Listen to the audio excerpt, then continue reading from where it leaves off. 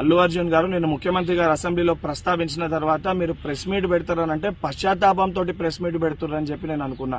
ఎందుకంటే సంధ్యా థియేటర్ సంఘటన జరిగిన తర్వాత ఆ సంఘటన మీ దృష్టికి వచ్చిన తర్వాత కూడా మీరు ఈ రకంగా మూవీ ఎప్పటి వరకు చూసిర్రు, ఎప్పటి వరకే క్లాప్స్ కొట్టిర్రు, వెళ్లేటప్పుడు మీరు అభివాదం తెలుపుకుంటూ వెళ్ళినరా లేదా మీరు ర్యాలీగా వెళ్ళినరా, చాలా క్లియర్ గా ఫుటేజెస్ కనబడుతున్నాయి.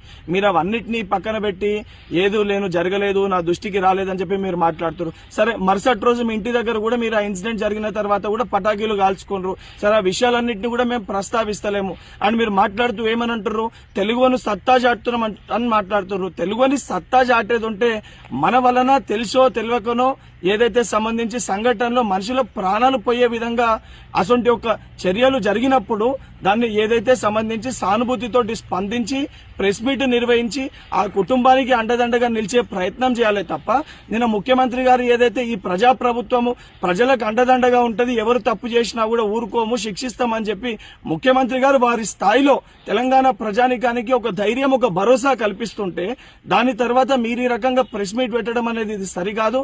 ఇప్పటికన్నా మీరు మాట్లాడిన మాటలపైన మీరు ఆత్మవిమర్శ చేసుకొని మీరు మాట్లాడిన మాటల్ని వెనుకకి తీసుకోవాలని చెప్పి డిమాండ్ చేస్తున్నా.